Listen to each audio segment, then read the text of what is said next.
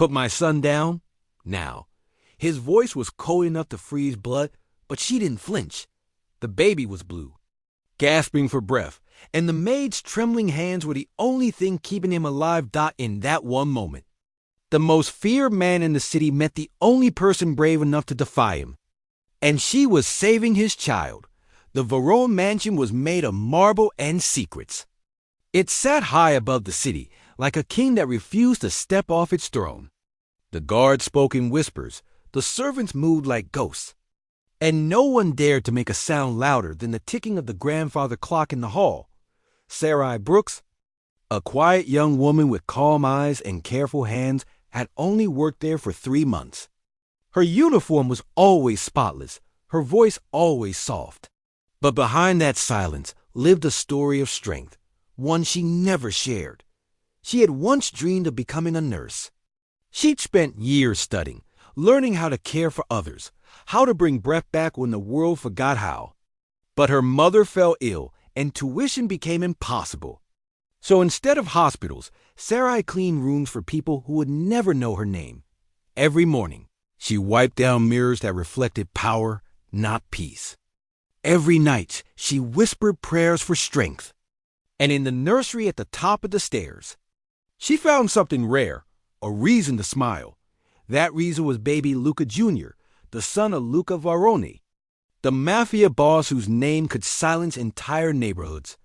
He was a man both feared and respected, a figure who could make grown men shake just by entering the room. But his infant son was the opposite of his legend, small, fragile, and pure. That day, the air smelled like rain. A storm rolled over the city, pounding against the mansion's windows. The staff moved quickly, closing shutters and covering furniture.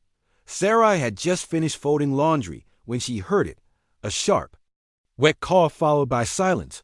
Her blood went cold. She rushed to the nursery and froze at the door. The baby's face had turned pale, his tiny lips bluish. The nanny had left to fetch formula, and no one else was there. The bottle had tipped over, milk soaked the blanket, pooling under the baby's chin. He was choking. Without hesitation, Sarai dropped everything. She lifted him gently, her hand steady despite her racing heart. Tilting him slightly forward, she gave soft pats between his shoulder blades, remembering the lesson she'd once studied years ago. Nothing. The air grew heavier. The thunder outside matched her heartbeat. She whispered to the child, "Come on, little one, breathe." She turned him over, 2 fingers pressing lightly at his chest, counting softly. She did everything her body remembered, not from training, but from instinct. Then came the sound, a faint gasp. Fragile but real, but before she could exhale in relief, a voice thundered behind her. "What are you doing with my son?" Luca Varone stood in the doorway, drenched from the rain, his tailored suit clinging to his frame. His eyes burned with fury. 2 guards flanked him, hands hovering near their coats, as if danger stood in the shape of a maid. Sarai froze, but didn't let go. The baby whimpered weakly in her arms. "Sir." He couldn't breathe. "Put him down." His words were blades, but Sarai didn't move. For the first time in her life, she looked power straight in the face and didn't bow. "If I put him down now, he won't make it," she said softly. The guard stepped forward, but Luca lifted a hand to stop them. Something in her voice, the calm, the certainty, stopped even him. The mansion fell into silence. Only the storm outside dared to speak. Minutes passed like hours. The baby let out another cry, louder this time, alive. His little fingers reached for Sarai's collar, clutching it. Luca's fury cracked. He stepped closer, his face shifting from suspicion to disbelief. "You saved him?"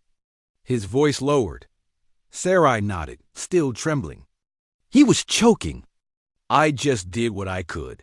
He stared at her, this woman who had defied him, defied fear itself, holding the one thing in the world that made him human. The guards looked at each other, unsure if they should leave or kneel. Luca slowly reached out, and Sarai carefully placed the baby into his arms. For a long moment, the Mafia boss said nothing. He just stood there, staring at his son, listening to the tiny breaths that had almost stopped. Asterisk. The doctor arrived half an hour later. He examined the child, nodded, and confirmed what Sarai already knew. If she hadn't acted when she did, he wouldn't have made it. Luca dismissed everyone else. Only Sarai stayed behind. Where did you learn that? He asked quietly. My mother was a nurse, she said. I studied for a while before she got sick. I couldn't finish, but I remember what she taught me. He looked at her, not as a servant, but as a person for the first time. You didn't wait for help. You just acted. Sarai smiled faintly. Sometimes waiting is what kills people. He nodded slowly. The next morning, the staff gathered in the foyer. Everyone expected punishment, gossip whispering like smoke. But Luca walked in holding his son, calm and unreadable. He stopped in front of Sarai. From today, he said, you're not the maid. You're the head caretaker of this house. And no one here will ever forget what you did. The room went silent. The guards, the cooks, even the butler, all stunned. Luca turned to the others. If any of you ever doubt what courage looks like, remember this woman.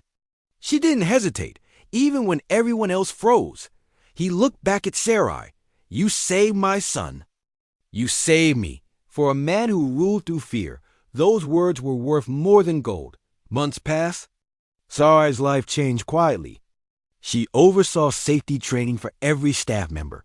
First aid, CPR, child care. What had once been a mansion of silence became a house that listened. Learned and cared. Luca funded a new foundation in her name. The Sarai Project, a program that provided medical scholarships to underprivileged students. He told reporters it was for the people who act when others freeze. Sarai never saw herself as a hero. She only saw a baby who needed help, a mother's lessons reborn in the right moment. But for Luca, she had done something greater than save a life. She had reminded him that power means nothing if it can't protect what's innocent. One evening, as Sarai prepared to leave for her day off, Luca stopped her at the door. He held his son, now strong and laughing. He smiles every time he sees you, Luca said. Maybe he remembers, Sarai smiled back. Babies remember kindness more than faces. As she walked away, Luca watched her go, the woman who faced his wrath and taught him mercy. He whispered softly to his son, never forget, little one. We breathe today because of her. Sometimes heroes don't arrive with sirens. They arrive in silence, armed with love, skill, and the courage to act when others can't. Sarai Brooks didn't just save a child's life. She saved a man's soul. Comment below. Would you have had the courage to step forward that day? Where are you watching from? Subscribe for more cinematic stories that remind us real strength isn't about power. It's about compassion that never hesitates.